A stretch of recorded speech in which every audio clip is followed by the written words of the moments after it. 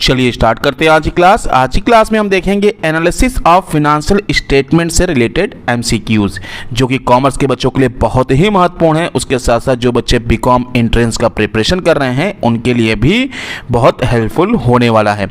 तो वीडियो को बिना स्किप किए अंत तक जरूर देखिए। लास्ट वीडियो में 50 तक क्वेश्चन देख चुके हैं। आज देखते हैं क्वेश्चन नंबर 51 से लेकर के 60 तक। क्वेश्चन नंबर 51, समान आकार के लाभ हानि विवरण में ऑप्शन ए है शुद्ध विक्रय को 100 माना जाता है। Figure of net sale is assume to be equal to 100। B है सकल लाभ को 100 माना जाता है। Figure to gross profit is assume to be equal to 100।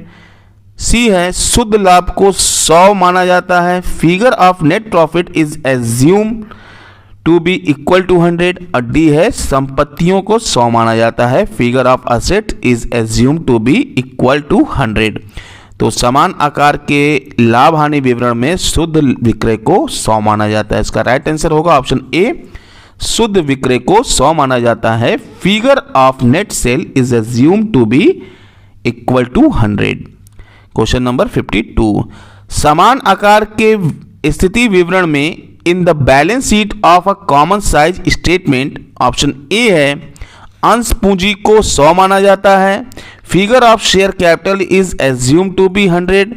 B है चालू दायित्वों को 100 माना जाता है। Figure of current liabilities is assume to be 100।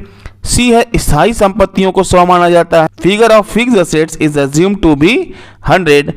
और डी है कुल संपत्तियों को 100 माना जाता है। Figure of total assets is assume to be 100।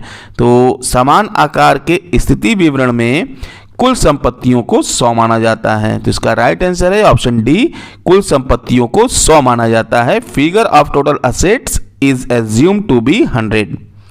Question number 53, एक फर्म की कुल संपत्तियां 20 लाख रुपए हों और स्थायी संपत्तियां 8 लाख रुपए हों तो स्थायी संपत्तियां कुल संपत्तियों का कितना प्रतिशत होगी? Total asset of a firm are ₹20 lakh and its fixed assets are 8 lakh. What will be the percentage of fixed assets on total assets? Option A है 60%, बी है 40%, सी है 29%, डी है 71%। तो इसका जो राइट आंसर है वो है ऑप्शन बी 40%। आप लोग इस क्वेश्चन को सॉल्व करने के बाद ही आंसर चेक कीजिएगा। क्वेश्चन नंबर 54, यदि एक फर्म की कुल संपत्तियां 8,20,000 हों और स्थायी संपत्तियां 5,90,400 हों तो चालू संपत्तियां कुल संपत्तियों का कितना प्रतिशत होंगी? If total assets of a firm are ₹8,20,000 and its fixed assets are ₹5,90,400, what will be the percentage of current assets on total assets? Option A है 42%, बी है 58%, सी है 28% और डी है 72%। तो इसका जो राइट आंसर है वो है ऑप्शन सी 28%। क्वेश्चन नंबर 55, यदि एक फर्म के शुद्ध विक्रय 1,20,000 रुपए, विक्रय की लागत 66,000 रुपए, संचालन व्यय 21,600 रुपए हो तो संचालन आय शुद्ध विक्रय का कितना प्रतिशत होगी? If net sales of a firm are 1,20,000 rupees, cost of sales is 66,000 rupees and operating expenses are 21,600 rupees, what will the percentage of operating income on net sales? Option A है 55%, बी है 45%, सी है 73%, D है 27%। तो इसका right answer है option D 27%। Question number 56, यदि एक firm के शुद्ध विक्रय 15 लाख रुपए, सकल लाभ 9 लाख रुपए और संचालन व्यय 75,000 रुपए हो तो संचालन आय शुद्ध विक्रय का कितना प्रतिशत होगी? If net sales of a firm are ₹15 lakh, gross profit is ₹9 lakh and operating expenses are ₹75,000, what will be percentage of operating income on net sales? Option A है 45%, बी है 55%, सी है 35%, डी है 65%। तो इसका जो राइट आंसर है option B 55%। आप लोग इस क्वेश्चन को सॉल्व कीजिएगा, नहीं समझ में आता है तो कमेंट बॉक्स में कमेंट कीजिए, आपको जल्द से जल्द रिप्लाई दिया जाएगा और इससे रिलेटेड वीडियो भी हम आपके लिए लेकर आएंगे। क्वेश्चन नंबर 57, प्रवृत्ति विश्लेषण का मुख्य उद्देश्य है। Main objective of trend analysis is. Option A है कई वर्षों के वित्तीय विवरणों का तुलनात्मक अध्ययन करना, to make comparative study of the financial statement for a number of year. B है परिवर्तनों की दिशा की सूचना देना, to indicate the direction of movement. C है विभिन्न मदों के पूर्वानुमान में सहायता देना, to help in forecast of various items. और डी है उपरोक्त सभी, ऑल ऑफ द एबव। तो इसका जो राइट आंसर है वो है ऑप्शन डी, उपरोक्त सभी, all of the above.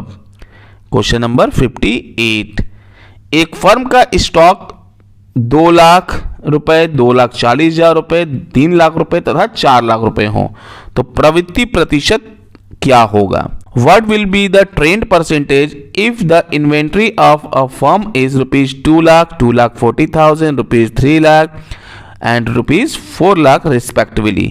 Option A है 1, 1.2, 1.52, बी है 10, 12, 15, 20, सी है 100, 120, 150, 200, डी है नन ऑफ द एबव। तो इसका जो राइट आंसर है वो है ऑप्शन सी, 100, 120, 150 और 200। क्वेश्चन नंबर 59, समान आकार के स्थिति विवरण की कुल दायित्व को किसके बराबर माना जाता है?